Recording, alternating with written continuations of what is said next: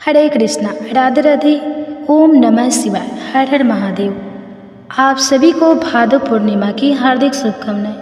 आज की इस वीडियो में आप सुनेंगे भादव पूर्णिमा की संपूर्ण व्रत कथा और आरती। अब सुनिए भादव पूर्णिमा की व्रत कथा। प्रेम से बोलिए भगवान श्री विष्णु जी की जय, माता लक्ष्मी जी की जय।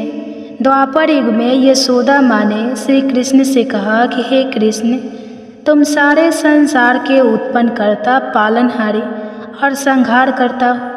आज मुझे कोई ऐसा व्रत बताओ जिसको करने से मृत्यु लोक में भी स्त्रियों को विधवा होने का भय ना रहे तथा यह व्रत सभी मनुष्यों की मनोकामना पूर्ण करने वाला हो। श्री कृष्ण कहने लगे, हे माता, तुमने अति सुंदर प्रश्न किया है। मैं तुम्हें ऐसे एक व्रत के बारे में विस्तार से बताता हूँ। सौभाग्य की प्राप्ति के लिए स्त्रियों को 32 पूर्णिमा व्रत करना चाहिए। इस व्रत को करने से स्त्रियों को सौभाग्य की प्राप्ति होती है। यह व्रत अत्यंत सौभाग्य देने वाला और भगवान शिव के प्रति भक्ति को बढ़ाने वाला है। यशोदा जी कहने लगी, हे कृष्ण, प्रथम इस व्रत को मृत्यु लोक में किसने किया था? इसके विषय में विस्तार से मुझे बताओ। श्री कृष्ण कहने लगे, इस भूमंडल पर अनेक प्रकार के रत्नों से परिपूर्ण कातिका नाम की एक नगरी थी। वह चंद्रहास नामक राजा राज्य करता था। उसी नगर में धनेश्वर नाम का एक ब्राह्मण था और उसकी स्त्री अति सुशीला रूपवती थी।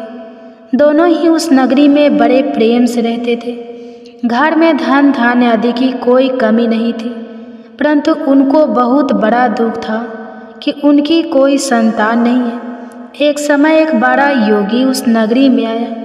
वह योगी उस ब्राह्मण के घर को छोड़कर अन्य सभी घरों से भिक्षा लेकर भोजन किया करता था। वह रूपवती से कभी भिक्षा नहीं लेता था। एक दिन वह योगी रूपवती से भिक्षा न लेकर किसी अन्य घर से भिक्षा लेकर गंगा किनारे जाकर भीषण को प्रेम पूर्वक ग्रहण करने लगा कि धनेश्वर ने योगी का यह सब कार्य देख लिया। अपनी भिक्षा के अनादर से दुखी होकर धनेश्वर योगी से बोला, हे महात्मा, आप सब घरों से भिक्षा लेते हैं, परंतु आप मेरे घर की भिक्षा कभी नहीं लेते। इसका क्या कारण है? योगी ने कहा कि निसंतान के घर की भी पति को अन्न के तूल होती है, और जो पति तो अन्न खाता है वह भी पतित हो जाता है। क्योंकि तुमने संतान हो, इसलिए पतित हो जाने के भय से मैं तुम्हारे घर की भिक्षा नहीं लेता। धनेश्वर योगी की यह बात सुनकर बहुत दुखी हुआ और हाथ जोड़कर योगी के पैरों में गिर गया और कहने लगा, हे महाराज, यदि ऐसा है तो आप पुत्र प्राप्ति का उपाय बताइए। आप सर्वज्ञानी हैं, मुझ पर कृपा कीजिए। हे भगवान, मेरे घर में धन की कोई कमी नहीं है, परंतु मैं पुत्र ना होने के कारण अत्यंत दुखी हूँ। आप मेरे इस दुख का हरण करें, आप सामर्थ्यवान हैं। यह सुनकर योगी कहने लगा, हे ब्राह्मण, तुम चंडी की आराधना करो। घर आकर उसने अपनी पत्नी से सब वृत्तांत कहा और स्वयं तप करने के लिए वन में चला गया। वन में जाकर उसने चंडी की उपासना की और उपवास किए। चंडी ने सवे दिन उसको स्वप्न में दर्शन दिया और कहा, धनेश्वर, जा, तेरे घर पुत्र होगा, परंतु वह 16 वर्ष की आयु में ही मृत्यु को प्राप्त हो जाएगा। यदि तुम दोनों पति पत्नी 32 पूर्णमासियों का व्रत विधि पूर्वक करोगे तो वह दीर्घ आयु हो जाएगा। जितनी तुम्हारी सामर्थ्य हो, आटे के दिए बनाकर शिव जी भगवान का पूजन करना, परंतु पूर्णमासी के व्रत 32 होना चाहिए। प्रातः काल होने पर इस स्थान के समीप तुम्हें आम का वृक्ष दिखाई देगा। उस पर चढ़कर तुम एक फल तोड़कर शीघ्र ही अपने घर ले चले जाना और अपनी पत्नी से सब वृत्तांत कहना। ऋतु स्नान के पश्चाताप वह स्वच्छ होकर श्री शंकर भगवान का ध्यान करके उस फल को खा लेगी। शंकर भगवान की कृपा से उसको गर्भ हो जाएगा। जब वह ब्राह्मण प्रातः काल उठा तो उसने एक स्थान के पास ही आम का वृक्ष देखा, जिस पर एक अत्यंत सुंदर आम का फल लगा हुआ था। उस ब्राह्मण ने उस आम के वृक्ष पर चढ़कर फल को तोड़ने का प्रयत्न किया, परंतु वृक्ष पर कई बार प्रयत्न करने पर भी वह चढ़ नहीं पाया। तब उस ब्राह्मण को बहुत चिंता हुई। तब विघ्न विनाशक श्री गणेश भगवान की वंदना करने लगा। हे दयानिधि, अपने भक्तों के विघ्नों का नाश करके उनके मंगल कार्य को करने वाले, दुष्टों का नाश करने वाले, रिद्धि सिद्धि प्रदान करने वाले, आप मुझ पर कृपा करके इतना बल दे कि मैं अपने मनोरथ को पूरा कर सकूं। इस प्रकार गणेश जी की प्रार्थना करने पर उनकी कृपा से धनेश्वर वृक्ष पर चढ़ गया और उसने सुंदर आम के फल को तोड़ लिया। और गणेश्वर ने सोचा कि वरदान से फल मिला था वह यही है और कोई फल तो दिखाई नहीं दे रहा। धनेश्वर ब्राह्मण ने जल्दी से घर जाकर अपनी पत्नी को वह फल दे दिया और उसकी पत्नी ने अपने पति के कहे अनुसार उस फल को खा लिया और वह गर्भवती हो गई। देवी जी की असीम कृपा से उसे एक अत्यंत सुंदर पुत्र उत्पन्न हुआ, जिसका नाम उन्होंने देवी दास रखा। माता पिता के हर्ष और शोक के साथ वह बालक शुक्ल पक्ष की चंद्रमा के भांति अपने पिता के घर में बड़ा होने लगा। माता भवानी की कृपा से वह बालक बहुत ही सुंदर, सुशील, विद्या पढ़ने में बहुत ही निपुण हो गया। दुर्गा जी की आज्ञा अनुसार उसकी माता ने 32 पूर्णमासी का व्रत रखना आरंभ कर दिया, जिससे उसका पुत्र बड़ी आयु वाला हो जाए। 1.25 वर्ष लगते ही देवी दास के माता पिता को बड़ी चिंता हो गई कि कहीं उनके पुत्र की इस वर्ष मृत्यु ना हो जाए। इसलिए उन्होंने अपने मन में विचार किया कि यदि यह दुर्घटना उनके सामने हो गई तो वे कैसे सहन करेंगे। इसलिए उन्होंने देवी दास के मामा को बुलाया और कहा, हमारा एक बहुत बड़ी इच्छा है कि देवी दास 1 वर्ष तक काशी में जाकर विद्या अध्ययन करे और उसको अकेला भी नहीं छोड़ना चाहिए। इसलिए साथ में आप चले जाए और 1 वर्ष के पश्चाताप इसको वापस ले आना। सब प्रबंध करके उसके माता पिता ने काशी जाने के लिए देवी दास को एक घोड़े पर बैठाकर उसके मामा के साथ भेज दिया, परंतु यह बात उसके मामा या किसी और से नहीं बताई। धनेश्वर तथा उसकी पत्नी ने अपने पुत्र की मंगल कामना तथा दीर्घ आयु के लिए भगवती दुर्गा की आराधना और पूर्णमासियों का व्रत करना आरंभ कर दिया। इस प्रकार बराबर 32 पूर्णमासी के व्रत को उन्होंने पूरा किया। कुछ समय पश्चाताप एक दिन वह मामा और भांजा मार्ग में रात बिताने के लिए किसी गांव में ठहरे हुए थे। उस दिन गांव में ब्राह्मण की अत्यंत सुंदर, सुशीला और गुणवती कन्या का विवाह हो रहा था। जिस धर्मशाला के अंदर वर और उसकी बारात ठहरी हुई थी, उसी धर्मशाला में देवी दास और उसके मामा भी ठहरे हुए थे। संयोगवश कन्या को तेल आदि चढ़ाकर मंडप आदि का कार्य किया गया तो लगन के समय वर को धन्यवाद हो गया। इसलिए वर के पिता ने अपने कुटुंबियों से विमर्श करके निश्चय किया कि देवी दास मेरे पुत्र जैसा ही सुंदर है, मैं इसके साथ ही लगन करवा दूं और बाद में विवाह के अन्य कार्य मेरे लड़के के साथ हो जाएंगे। ऐसा सोचकर देवी दास के मामा से जाकर बोला कि तुम थोड़ी देर के लिए अपना भांजा हमें दे दो, जिससे विवाह के लगन का सब कार्य सुचारू रूप से हो सके।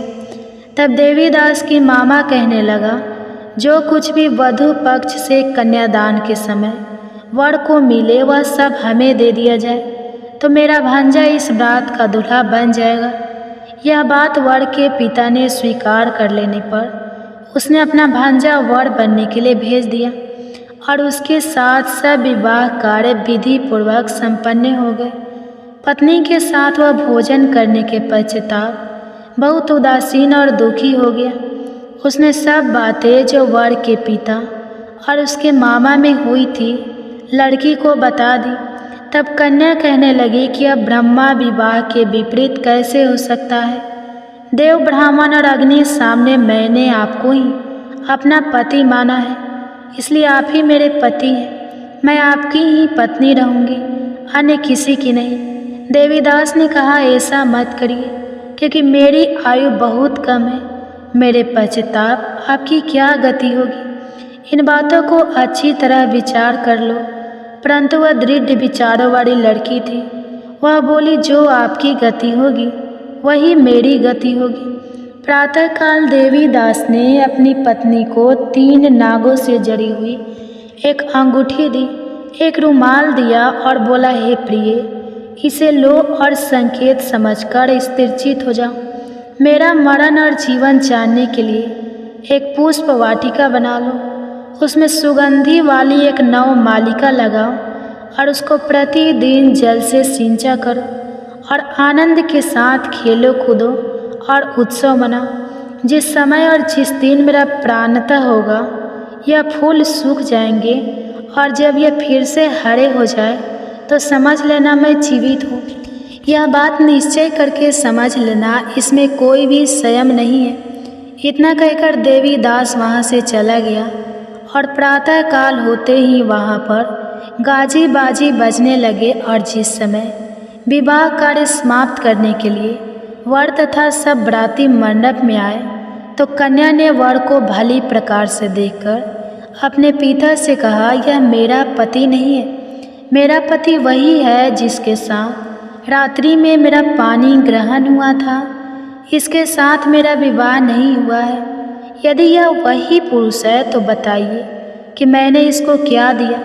वधू पक्ष और कन्या पक्ष कन्यादान के समय जो आभूषण आदि दिए गए थे वो दिखाए तथा रात में क्या गुप्त बातें मैंने इनसे कही वह सब सुनाइए। पिता ने उसके कहे अनुसार वर को बुलाया। कन्या की यह सब बातें सुनकर वह कहने लगा, मैं नहीं जानता। इसके पश्चाताप लज्जित होकर वह वहाँ से चला गया और सारी बारात भी अपमानित होकर वहाँ से लौट गई। भगवान श्री कृष्ण बोले, हे माता, इस प्रकार देवी दास काशी विद्या अर्जन के लिए वहाँ से चले गए और जब कुछ समय बीत गया तो काल से प्रेरित होकर एक सर्प रात्रि के समय उसको डसने के लिए वहाँ पर आया। उस विषधर के प्रभाव से उसके शयन का स्थान चारों ओर से विष की ज्वाला से विषैला हो गया, परंतु व्रत के प्रभाव से उसको काट नहीं पाया, क्योंकि पहले ही उसकी माता ने 32 पूर्णमासी का व्रत रखा था। इसके बाद मध्याह्न के समय स्वयं काल वहाँ आया और उसके शरीर से प्राणों को निकालने का प्रयत्न करने लगा, जिससे वह मूर्छित होकर पृथ्वी पर गिर गया। उसी समय माता पार्वती के साथ भगवान शंकर वहाँ आ गए। उसको मूर्छित दशा में देखकर माता पार्वती जी ने शंकर जी से प्रार्थना की कि हे महाराज, इस बालक की माता ने पहले ही पूर्णिमा का व्रत पूरा किया था, जिसके प्रभाव से आप इसको प्राण दान दें। माँ भवानी के कहने पर भक्त वत्सल भगवान शिव जी ने उसको प्राण दान दे दिया। इस व्रत के प्रभाव से काल को भी पीछे हटना पड़ा और देवी दास स्वस्थ होकर बैठ गया। उधर उसकी पत्नी उसके काले की परीक्षा किया करती थी। जब उसने देखा उस पुष्प वाटिका में पुष्प कुछ भी नहीं रहे तो उसको अत्यंत आश्चर्य हुआ, लेकिन जब वह जैसे ही हरी भरी हो गई तो वह जान गई कि अब उसका पति ठीक ठाक है, वह जीवित हो गया है। यह देखकर वह बहुत प्रसन्न उठी। अपने पिता से कहने लगी, पिताजी, मेरे पति जीवित है, आप उनको ढूंढिए। जब 1.25 वर्ष व्यतीत हो गया तो देवी दास भी अपने मामा के साथ काशी से चल गया।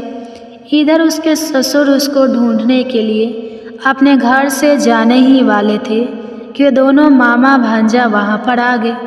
उनको आया हुआ देखकर उनके ससुर को बड़ी प्रसन्नता हुई और वह उन्हें अपने घर ले गए। उस समय नगर के निवासी भी वहाँ इकट्ठे हो गए और सबने निश्चय किया कि अवश्य ही इसी बालक के साथ कन्या का विवाह हुआ था। उस बालक को कन्या ने जब देखा तो पहचान लिया कि यह तो वही है जो संकेत करके गया था। कुछ दिन बाद देवी दास ने अपनी पत्नी और मामा के साथ अपने ससुर के घर से बहुत सारे उपहार लेकर अपने माता पिता के घर गए। अपने गांव के निकट पहुंचने पर कई लोग उसके माता पिता को पहले ही खबर देने चले गए कि तुम्हारा पुत्र देवी दास अपनी पत्नी और मामा के सहित आ रहा है। ऐसा समाचार सुनकर माता पिता को विश्वास नहीं हुआ, परंतु जब और लोगों ने भी आकर यही बात उन्हें बताई तो उनको बड़ा आश्चर्य हुआ। लेकिन थोड़ी देर में देवी दास ने आकर अपने माता पिता के चरणों में अपना सर रखकर प्रणाम किया और उसकी पत्नी ने अपने सास ससुर के चरणों को स्पर्श किया। तो माता पिता ने अपने पुत्र और पुत्र वधू को हृदय से लगा लिया और दोनों की आंखों में प्रेम अश्रु बहने लगे। अपने पुत्र और पुत्र वधू के आने की खुशी में धनेश्वर ने बड़ा ही भारी उत्सव किया और ब्राह्मणों को दान दक्षिणा देकर प्रसन्न किया। श्री कृष्ण भगवान कहने लगे, इस प्रकार धनेश्वर 32 पूर्णमासियों के व्रत के प्रभाव से पुत्रवान हो गया। जो भी स्त्रियां 32 पूर्णमासी के व्रत को करती है वे जन्म जन्मांतर में वैधव्य का दुख नहीं भोग और सदैव सौभाग्यशाली रहती है। व्रत करने वाला चाहे स्त्री हो या पुरुष, भगवान शंकर की कृपा से संसार के सकल आनंद भोग कर अंत में आवागमन रहित होकर शिव लोक को प्राप्त होता है। प्रेम से बोलिए श्री लक्ष्मी नारायण भगवान की जय, उमा महेश्वर भगवान की जय। अब सुनिए पूर्णिमा व्रत की दूसरी कथा। पौराणिक कथा के अनुसार एक बार की बात है, किसी नगर में एक सेठ और सेठानी रहते थे। सेठानी प्रतिदिन श्री हरि भगवान विष्णु की पूरी श्रद्धा से पूजा अर्चना किया करती थी, लेकिन उसका पूजा करना उसके पति यानी सेठ को बिल्कुल भी पसंद नहीं था। इसी कारण सेठ ने एक दिन अपनी पत्नी को घर से निकाल दिया। घर से निकाल जाने के बाद सेठानी जंगल की तरफ निकल पड़ी। रास्ते में जाते समय सेठानी ने जंगल में 4 आदमी को देखा जो मिट्टी खोद रहे थे। तब सेठानी उन आदमी के पास गई और उन लोगों से कहा, कृपया आप मुझे किसी काम पर रख ले। इसके बाद चारों आदमी ने सेठानी को नौकरी पर रख लिया। सेठानी के हाथ पांव बहुत ही कोमल थे, इस वजह से काम करते करते उसके हाथ पर छाले पड़ गए। सेठानी के हाथों को देखकर चारों आदमी ने कहा कि तुम यह काम छोड़ दो, तुम किसी अच्छे घर खानदान की लगती हो, इसकी जगह तुम हमारे घर के काम में हाथ बटा दो। सेठानी इस काम के लिए राजी हो गई। फिर वे चारों आदमी सेठानी को अपने घर ले गए। वहाँ चारों आदमी हर दिन 4 मुट्ठी चावल लाते थे और आपस में बांट कर उसे खा लेते थे। यह देखकर सेठानी को बहुत बुरा लगा। अगले दिन सेठानी ने चारों से कहा, सुनो भाई, तुम लोग कल से 4 मुट्ठी की जगह 8 मुट्ठी चावल लेकर आना। सेठानी के कहे अनुसार चारों आदमी अगले दिन 8 मुट्ठी चावल लेकर आए। उस चावल को सेठानी ने पकाकर सबसे पहले भगवान विष्णु को भोग लगाया और फिर चारों आदमियों को परोसा। जब चारों आदमी ने उस भोग लगाए भोजन को खाया तो उन लोगों को बहुत स्वादिष्ट लगा। उन्होंने सेठानी से कहा, बहन, आज जो तुमने खाना बनाया वो बेहद स्वादिष्ट है। इस पर सेठानी ने कहा, यह भोजन भगवान विष्णु का झूठा है, इसी वजह से आप लोगों को यह बहुत स्वादिष्ट लग रहा है। उधर सेठानी के जाने के बाद से सेठ भूखा रहने लगा। आज पड़ोस के लोग उसे देखकर ताने भी मारते थे कि यह आदमी सिर्फ अपनी पत्नी की वजह से ही भोजन किया करता था। ऐसा बार बार सुनने के बाद सेठ एक दिन अपनी पत्नी की तलाश में जंगल की तरफ निकल पड़ा। रास्ते में सेठ को मिट्टी खोदे हुए वही 4 आदमी दिखाई दिए। उसे देखकर सेठ ने कहा, सुनो भाई, क्या तुम मुझे काम पर रख सकते हो? तब चारों आदमी ने उसे काम पर रख लिया, किंतु मिट्टी खोदने से सेठ के हाथों में भी छाले पड़ने लगे, यहाँ तक कि उनकी बालें भी उड़ गए। यह देखकर चारों आदमी को सेठ पर दया आ गई और उसने कहा, सुनो भाई, तुम इस काम को छोड़ दो, तुम किसी अच्छे घर के लगते हो, तुम हमारे घर चलो, वहाँ कुछ काम में हाथ बटा लेना। सेठ ने उन चारों की बात मान ली और वह उनके साथ उनके घर चले गए। घर पहुँचने के बाद सेठ ने जैसे ही सेठानी को देखा वह पहचान गए, लेकिन सेठानी घूंघट में थी और सेठ के चेहरे को नहीं देख पाई। इस वजह से वो अपने पति को नहीं पहचान पाई। हर दिन की तरह इस दिन भी सेठानी ने भोजन बनाकर विष्णु भगवान को भोग लगाया और सभी को खाना परोसने लगी। जैसे ही सेठानी सेठ को भोजन देने लगी, तब स्वयं भगवान विष्णु ने सेठानी का हाथ पकड़ लिया और कहा, यह तुम क्या कर रही हो? यह सुनकर सेठानी ने कहा, मैं कुछ नहीं कर रही हूँ, मैं तो बस भोजन दे रही हूँ।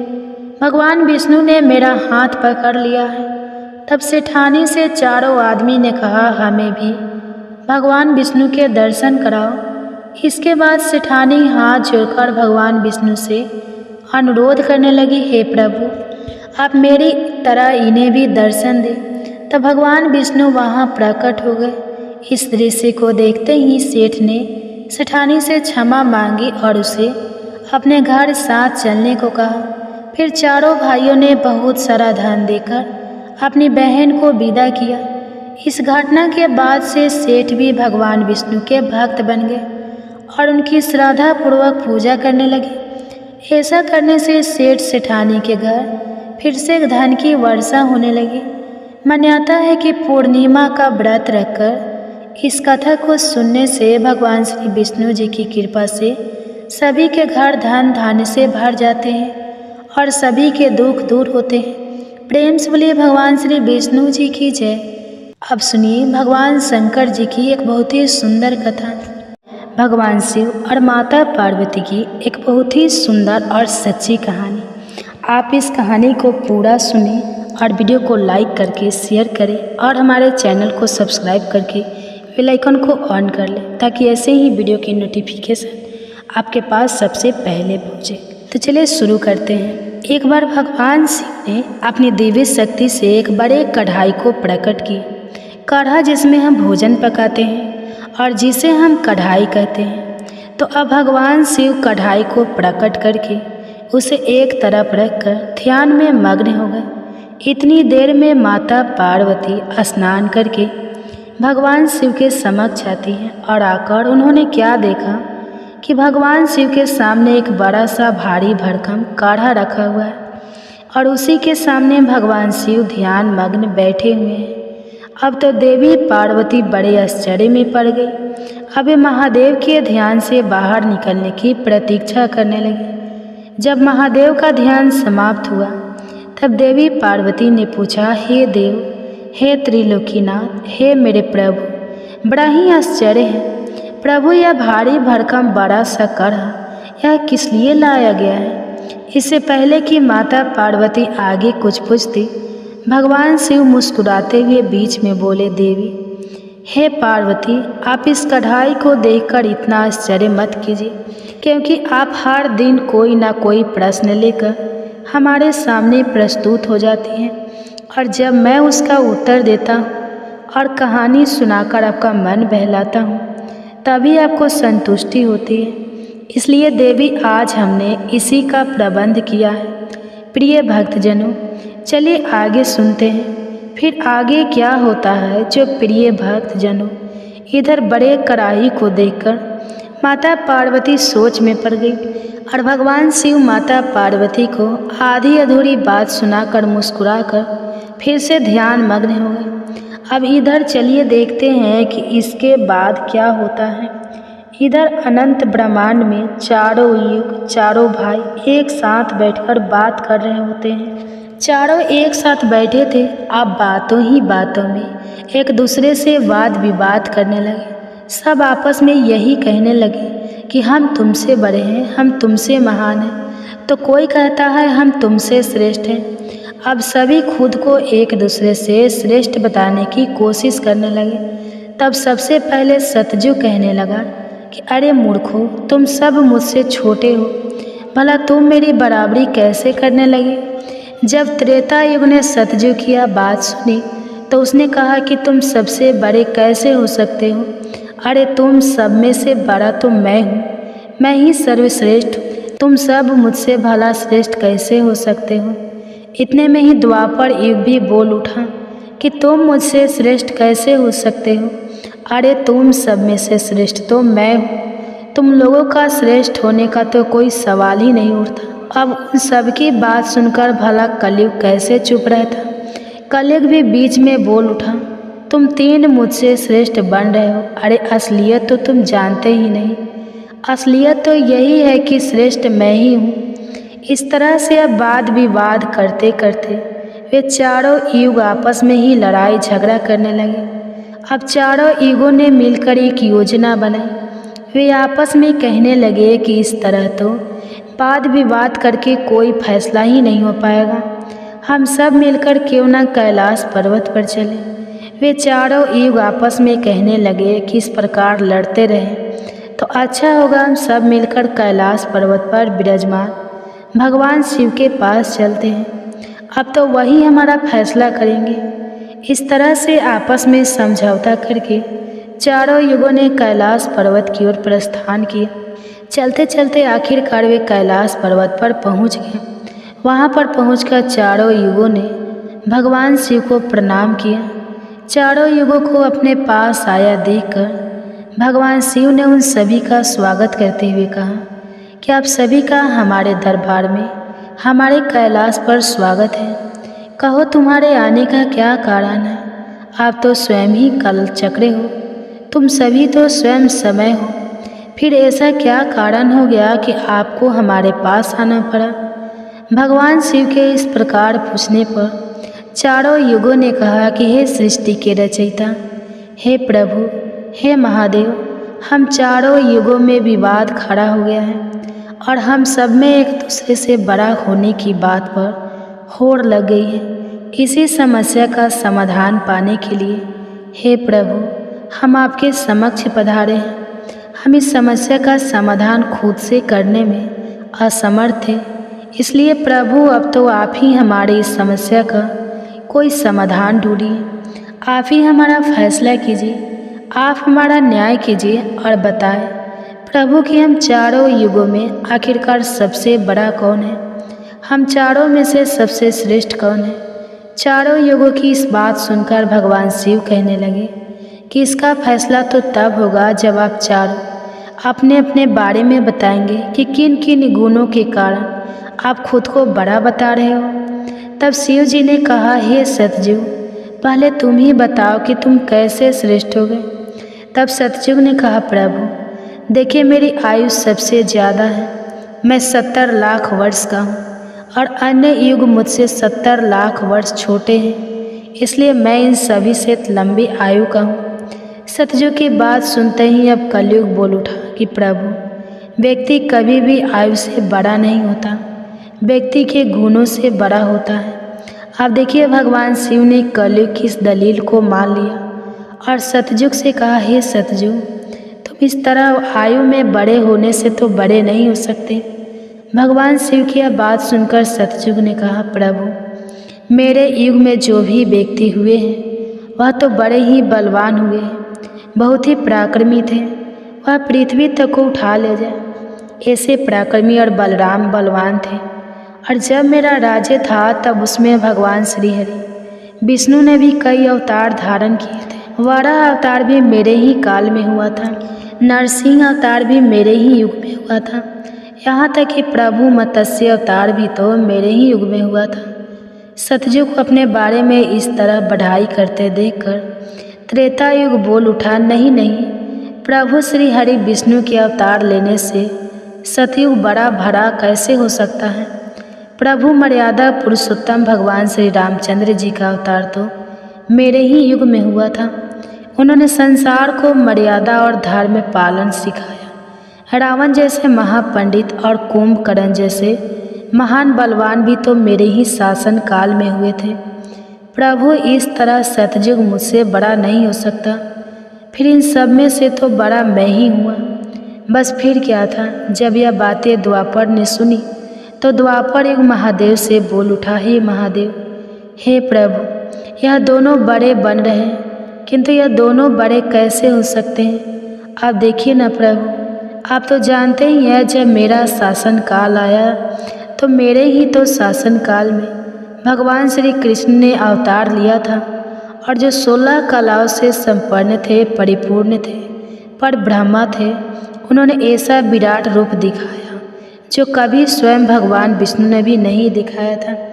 इसलिए हे प्रभु, हे भोलेनाथ, यह दोनों योद्धाओं की बात करते हैं तो मेरे शासन काल में भी बड़े बड़े योद्धा द्रोणाचार्य, कर्ण, भीष्म, पितामह, युधिष्ठिर, अर्जुन, भीम, नकुल, सहदेव, कंस आदि ये भी तो मेरे ही शासन काल में हुए थे प्रभु। यहाँ तक कि बलराम जी भी मेरे ही शासन काल में तो हुए थे। अब बताइए प्रभु, मेरे शासन काल में कौन सा योद्धा भला इन योद्धाओं से कम था? इन सबसे तो श्रेष्ठ मैं ही हूँ। तब तक कलियुग भी बोल उठा कि प्रभु, मैं इनकी बातें सही मानता हूँ, लेकिन इन तीनों के शासन काल में जो भी योद्धा हुए थे, जो भी अवतार हुए थे, उनमें कई काम चोरियाँ पाई गई थी।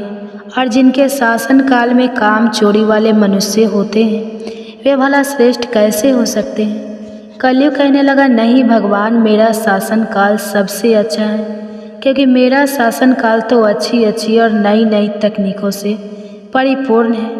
मेरा युग मशीनों का युग है, इसलिए मेरा शासन काल सबसे श्रेष्ठ है।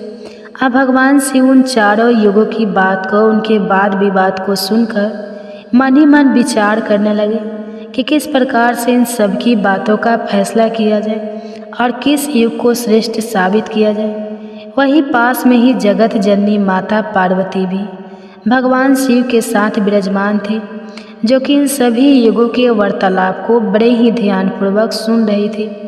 तभी माता पार्वती महादेव से कहने लगी, हे प्रभु, आप मन ही मन किस बात का विचार कर रहे हैं?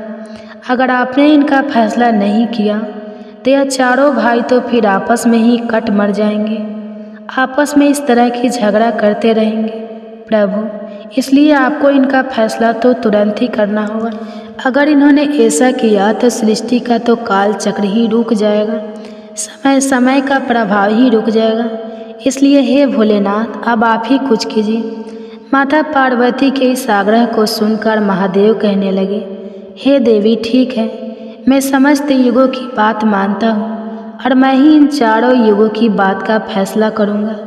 इसके बाद भगवान शिव ने चारों युगों से कहा, चलो ठीक है, अब मैं तुम चारों की परीक्षा लूँगा। जो इस परीक्षा में सफल हुआ वही श्रेष्ठ साबित हुआ। सतयुग बोल उठा, हे भगवान, आप जो चाहे हमारी परीक्षा ले सकते हैं, लेकिन सत्य तो यही है प्रभु कि सबसे बड़ा तो मैं ही रहूँगा। भगवान शिव की बात मानकर आखिरकार चारों युग परीक्षा देने के लिए तैयार हो गए। तब भगवान शिव ने माता पार्वती की तरफ मुस्कुराते हुए देखा और फिर कहा, हे देवी, आप आश्चर्यचकित थी ना कि मैंने अपने सामने यह कढ़ा किस लिए रखा है? तो अब इस कढ़ाई का समय आ गया है। आपने मुझसे प्रश्न किया था कि यह कढ़ाई मैंने किस लिए रखा है और यह फरसा किस उद्देश्य के लिए है। तब क्या था, भगवान शिव ने देखते ही देखते लोहे के फरसे को कैलाश पर्वत के नीचे एक तलहटी में रख दिया और फिर उस कढ़ाई फरसे के पास में ही चावल का एक ढेर भी लगा दिया। फिर भगवान शिव ने चारों युगों को बुलाया और कहा कि तुम चारों ही देख रहे हो ना, इसी से तुम चारों की अभी परीक्षा हो जाएगी। फिर भगवान शिव ने सतयुग से कहा, हे सतयुग, तुम मेरे 500 गणों को जो यहाँ बैठे हुए हैं भोजन बनाकर खिलाना है और इस परसे में रखे हुए चावल को बनाना है और इन चावलों को तुम्हारे ही युग का कोई व्यक्ति बनाएगा और मेरे यहाँ पर जितने भी गण हैं वह सब भोजन करेंगे। इसके बाद भगवान शिव ने आगे कहा, सतयुग, अब तुम्हारे ही युग का कोई व्यक्ति बनाओ और उसे यहाँ भोजन बनाने के लिए भेज दो।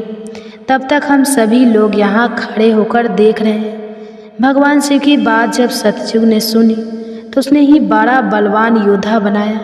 फिर सतयुग ने उस योद्धा से कहा कि जाओ बेटा, इस कढ़ाई में चावल बनाओ और बनाकर भगवान शिव के इन सभी 500 गणों को भोजन कराओ।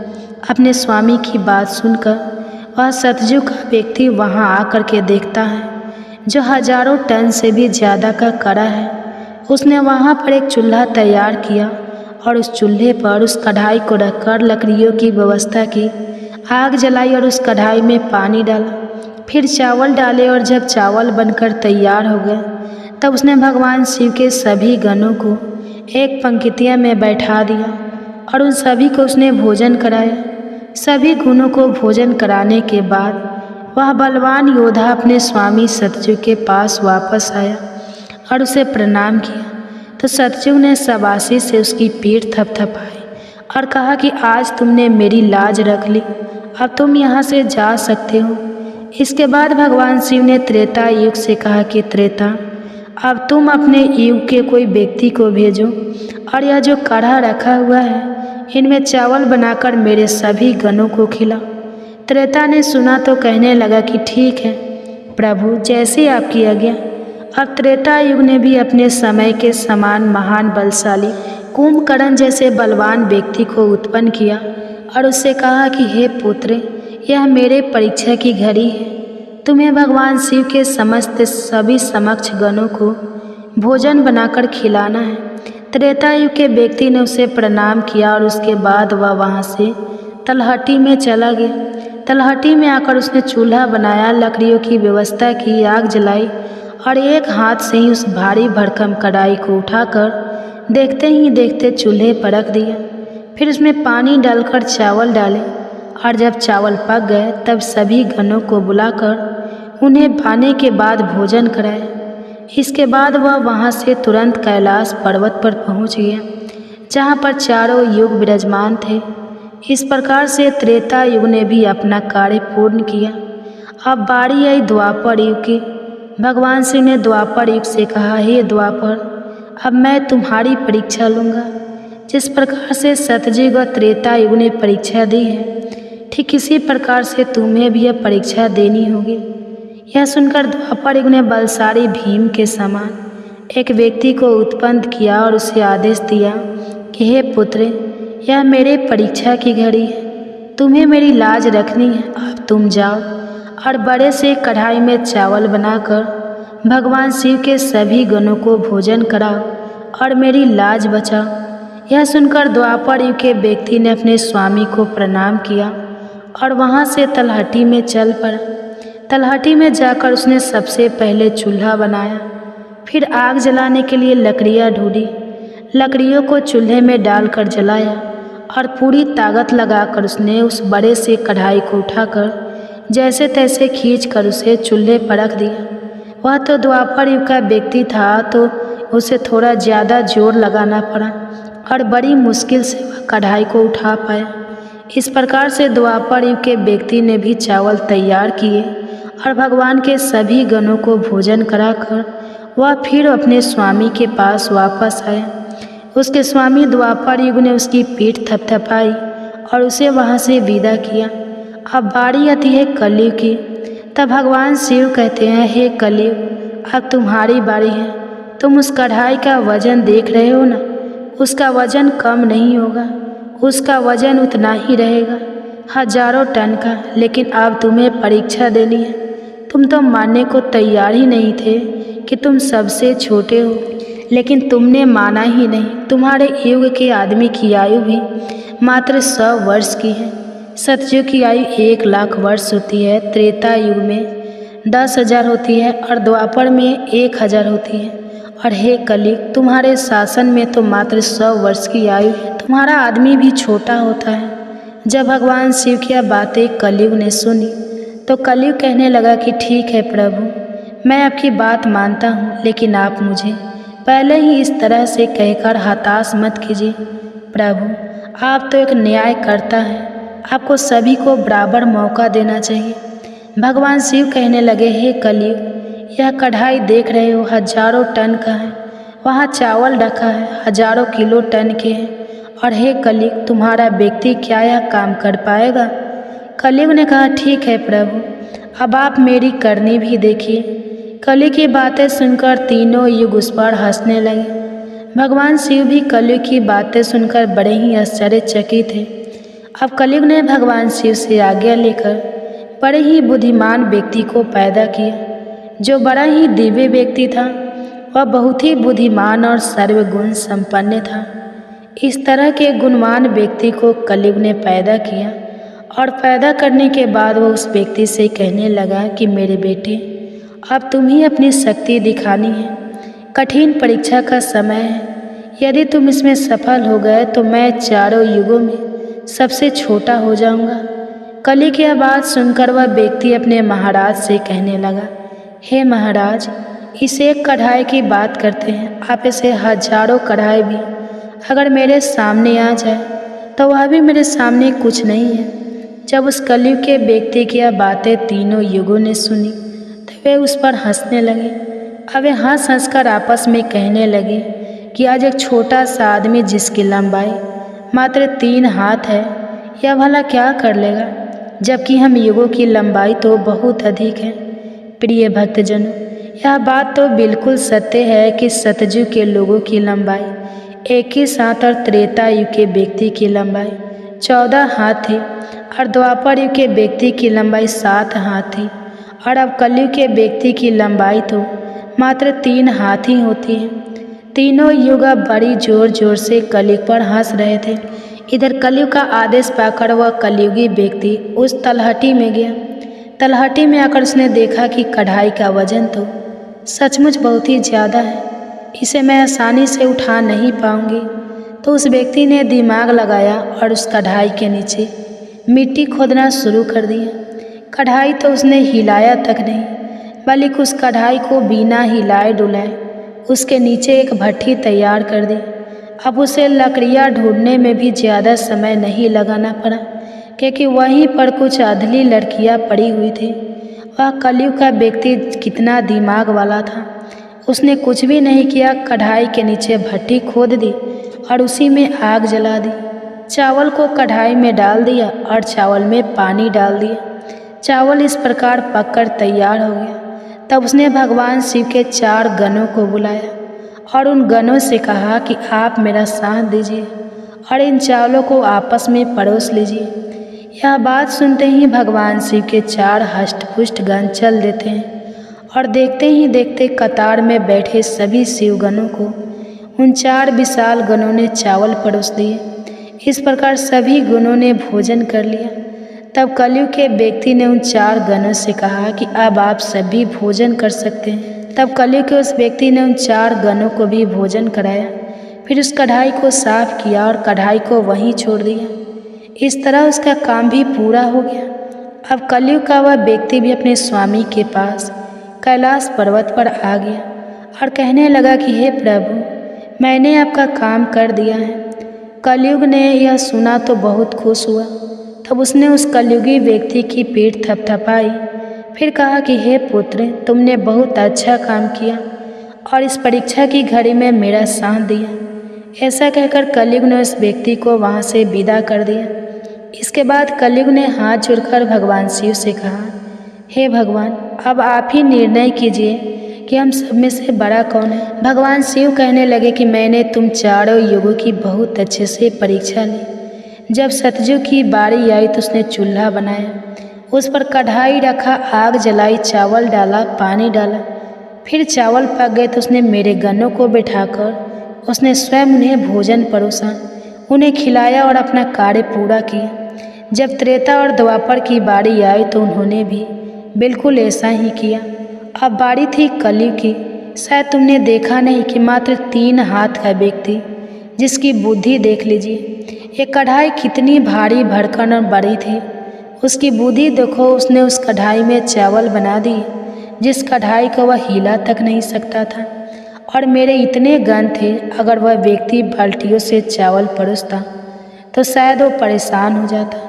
अब देखिए उसकी बुद्धि, उसने उतने में ही 4 गणों को अपनी सहायता के लिए बुलाया और उन 4 गणों को भोजन परोसा और स्वयं बैठा रहा। और ऊपर से उसने बिना हाथ लगाए उस कढ़ाई को भट्ठी पर भी रखा था। यह कितना बुद्धिमान व्यक्ति था और इसलिए यह युग भी बहुत बुद्धिमान हुआ। तब भगवान शिव ने उन चारों युगों से कहा कि कलयुग बुद्धिमान व्यक्ति का युग होगा। तुम सब जैसा शासन करते आए हो, चलो ठीक है, तुम सब की धर्म और निष्ठा भी रही है, सभी ने धर्म का अच्छे से पालन भी किया है, चलो ठीक है। लेकिन तुम्हारे युग के व्यक्तियों में बुद्धि का अभाव था, जिन्होंने कभी अपनी बुद्धि का उपयोग नहीं किया। अब देख लो, रावण और कुंभकर्ण जैसे असुर ने भगवान विष्णु के अवतार को ही नहीं पहचाना और अज्ञानता व शून्य से ही युद्ध कर बैठे और कारण यह हुआ कि वे युद्ध में मारे गए। अगर उन्हें बिल्कुल भी अपनी बुद्धि का प्रयोग किया होता तो उनका इस प्रकार सर्वनाश नहीं होता। इसलिए हे चारों युगों, आने वाले कलयुग के राज्य में ऐसे ही बुद्धिमान व्यक्ति देखने को मिलेंगे। ऐसी ही तकनीक, ऐसी ही मशीनें बनाएंगे जिससे वे बैठे बैठे ही सारा काम कर सकते हैं, बैठे बैठे ही कोई भी काम कर सकते हैं। कलयुग में व्यक्ति एक ही दिन में भगवान को प्राप्त कर लेगा। इस प्रकार से भगवान शिव ने चारों युगों की समस्याओं का समाधान किया और कहा कि कलयुग की सबसे श्रेष्ठ युग है। यह सुनकर चारों युग अपने अपने धाम को संतुष्ट होकर लौट गए। माता पार्वती भी यह सब कुछ देख और सुनकर बड़ी प्रसन्न हुई। उनके मन में उठी जिज्ञासा भी शांत हो चुकी थी और उनका मन भी बहल चुका था। तो प्रिय भक्तजनों, आज की कथा अगर पसंद आई हो तो वीडियो को लाइक कीजिएगा, शेयर कीजिएगा, चैनल को सब्सक्राइब कीजिएगा और कमेंट्स में हर हर महादेव जरूर लिखिएगा। इसी के साथ आज आप हमारे चैनल पर शिव महापुराण की कथा भी जरूर सुनिएगा। तो प्रेम से बोलिए ओम नमः शिवाय।